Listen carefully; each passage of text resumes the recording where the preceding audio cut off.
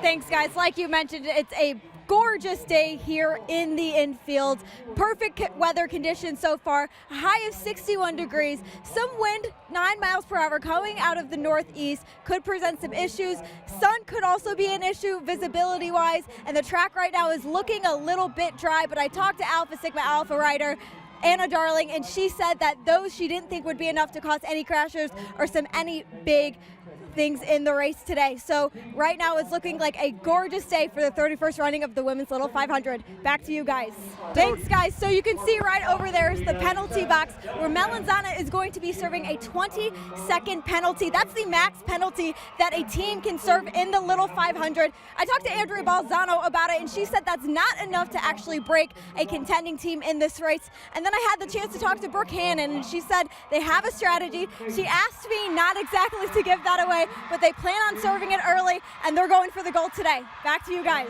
Thank you. Thanks, guys. Yes, I'm here with Steering Committee President Tori Blackwell. Tori, first, let's talk about your pants. Oh, my pants. Yep. So these are the President pants. They've been passed down for a long time, and every year the President of Steering Committee wears them for the race. Can you just quickly, for those who don't know, kind of give a description of what Steering Committee does for the race? Yeah, so Steering Committee is the group of senior leaders that is in charge of the IU Student Foundation. So there's 25 of us this year, and we have like 6 or 7 different committees, depending on the semester, and we basically help organize every aspect of what the IU Student Foundation does.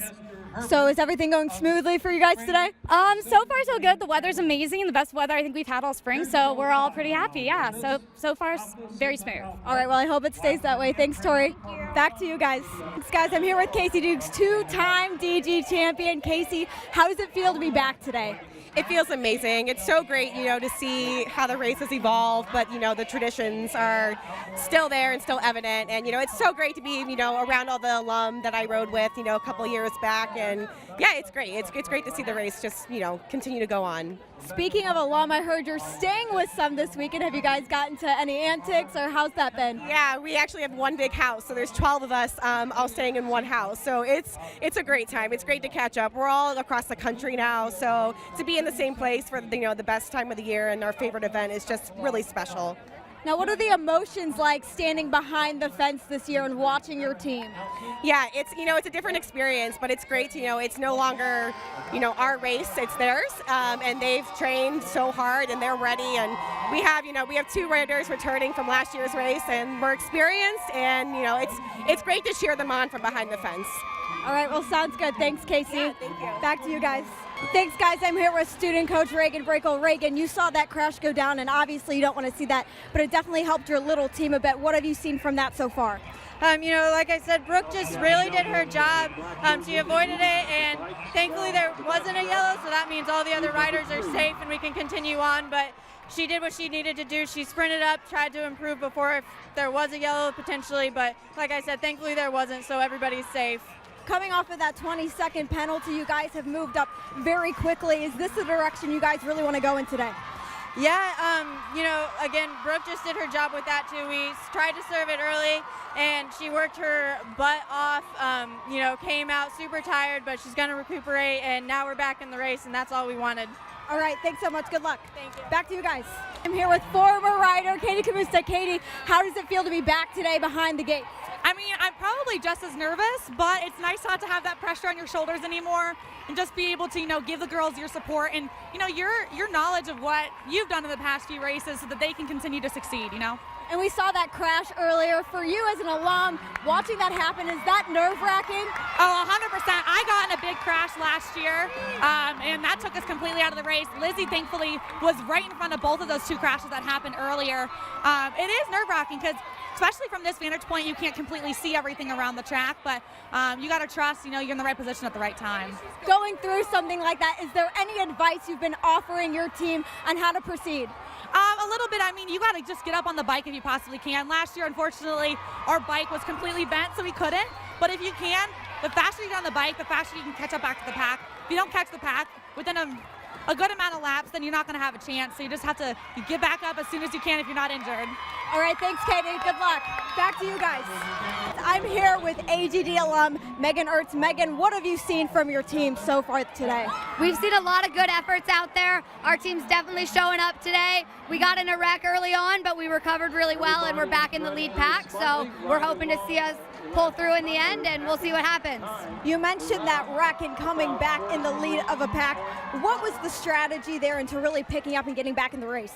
So when we went down, we were on the very front, so we had an advantage there, and we knew we just had to grind it out. We threw in our best rider, just catch up to the pack, and she tucked her head down and didn't let up until she made it back with the group. Is that really what you want to see from an experienced rider? Yeah, I mean, we handled it really well. Obviously, you never want to see your team go down, but I don't think we could have executed that recovery any more smoothly. All right, thanks so much. Back to you guys.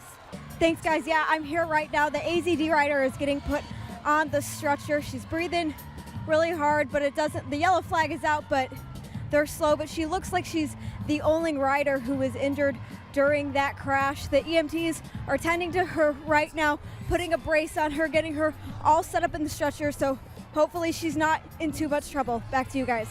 What's the key to keeping up with the pack in this race as we near the end? Well, this is going to be the fastest part of the race, and with Theta and Melanzana all at the front, we're really going to have to work hard, and we have 3 really strong riders still in the race, so we're going to be just fine, I think. All right, thanks so much. Good luck. Yep. Back to you guys. Ladies, all this work in the past year has finally paid off. How does it feel? Amazing. I trust these girls. We put Rachel in position, and she just crushed it. Absolutely crushed it. We could not ask for anything more. You fucking did it. Sorry. 4 wins in the past 5 years. How did you do it? Honestly, it's this team, this legacy. This is what we build every single year, and I could not be happier for everyone here. Guys, you can clearly see it's just absolutely crazy down here. I'm going to send it back up to you for a moment. Back to you guys. Thanks, guys. I'm here with Theta head coach. Back-to-back wins for you. How good does this feel? It's awesome. It's, when you've had some success with the program, you just really want every generation of the girls to get that experience. And, it's really nice when you can help facilitate that for the group, because it definitely defines their college career. And so it's just awesome to get, we have 2 first-timers this year that got to experience it in their first race, and it's a life changer for them. And so it's just awesome to, play a small part in helping them achieve that. You spent so much time with these girls. How proud are you of them right now? Very proud, obviously, but I just am so excited because we talked such a big game all year about how rewarding it will be if we can pull it off, and how much we need to commit ourselves, because it'll be worth it. But if you lose, it's hard to say it was worth it. So it's good that we can prove that it is worth it. All right, you go in with Blackie Bulls tomorrow, looking for that double-double. How good do you feel going into the men's race?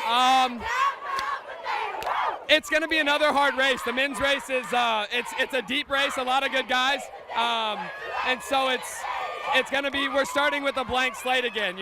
Everybody forgets what you did last year and what you've done before, so it's really just starting at square one again and trying to race our best race we can. All right, thanks so much. Congrats on the win today.